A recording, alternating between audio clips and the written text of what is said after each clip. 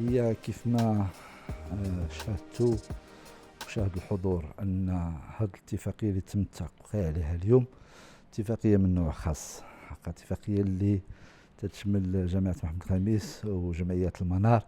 هذه الجمعية اللي العمل ديالها منذ أكثر من 3 عقود تتخدم فلذات كبدنا في حقها اللي هما في احتياجات خاصة، والعشرات والمئات مروا من هاد الجمعية واللي وقفات وخدمات الحمد لله واشتغلت أولا لتحسين الظروف اللي تعيش فيها هاد الوليدات هاد الأطفال، وتتحاول سنة مرة سنة أنها تجتهد بالكد وبالجد ديالها. فالآن بعد زيارات وبعد اجتماعات مع هذه الجمعية وقفنا بالفعل على أن هناك بعض المجالات اللي لازم دور الجامعة دور جد محوري، ودور الجامعة دور اللي ما يمكنش تقوم به أي مؤسسة كما بغات تقوم.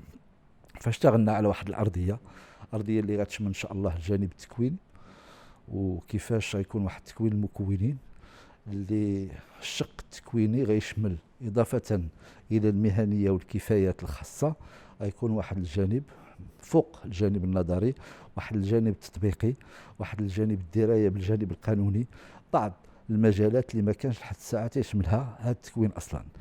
فهذا الشيء يسمح لهاد المؤطرين أنهم يكون عندهم واحد الشهادات، يكون عندهم واحد التكوينات جامعية إضافية، أولا للتحفيز، ثانيا غتمكنهم من فتح واحد الآفاق اللي ما كانوش عندهم، وغنسمحوا لهم أننا نسمحوا كذلك أننا نستقطبوا واحد الشريحة من المكونين من نوع آخر من مستوى آخر. هذا الهدف الأول. الهدف الثاني يعني الأساتذة الجامعيين يمكن لهم يشتغلوا على بعض المواضيع في البحث والبحوث ديالهم، يحاولوا يوضعوا طلبة في سلك الدكتوراه اللي غيشتغلوا ببحوث اللي غتخدم هذا المجال اللي باقي عندنا أشواط أننا نقطعوه.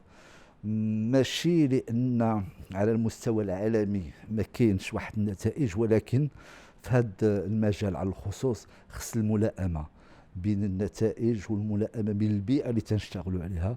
Alors, cette convention aura plusieurs objectifs. D'abord, l'association Almanar existe de formation des éducateurs, existe depuis plus de 35 ans. Et cette convention va permettre de consolider la formation de telle sorte à ce qu'elle soit diplôme universitaire. Cette convention aussi va nous permettre de peut-être créer un laboratoire de recherche pour permettre aux éducateurs d'avoir encore plus d'outils pour mieux gérer une classe et répondre aux besoins des enfants et les préparer au XXIe siècle. On ne peut plus enseigner comme il y a même 10 ans. C'est vraiment utiliser tous les moyens actuels. Cette convention va aussi nous permettre d'approfondir la nouvelle orientation du ministère de l'Éducation nationale, qui est d'inclure des enfants en situation de handicap dans les classes ordinaires. Et donc, ça demande évidemment que les éducateurs soient formés, comprennent le handicap, connaissent quelles sont les possibilités de chaque enfant. Et voilà. Le terrain est vraiment énorme, beaucoup de choses à faire, et je suis très heureuse de ce travail de collaboration avec l'université Mohamed V. بين التاريخ، بين الثقافة، بين شحال من المكونات اللي هنا فين تيبان بأن البحث العلمي المواطن، البحث العلمي اللي تنبثق من البيئة اللي تنشتغلوا عليها، والبحث العلمي الأكاديمي المحض غيساعدنا كثير مع هذه الجمعية إن شاء الله أننا نوصلوا البعض ونوصلوا لبعض الحلول اللي غتخدم وغترفع من المردوديه الداخليه وكذلك المردوديه الخارجيه لهذا النوع من التكوينات، وغتسمح لنا كذلك اننا نشوفوا كيفاش نحاولوا نعموا هذه التجارب ديالنا على مستوى الجامعات الاخرين، لان هذا النوع من التكوين خصو يشمل المدن الاخرى، هو متواجد، هذه الظاهره متواجده كما تعرفوا السعيد الوطني والسعيد العالمي.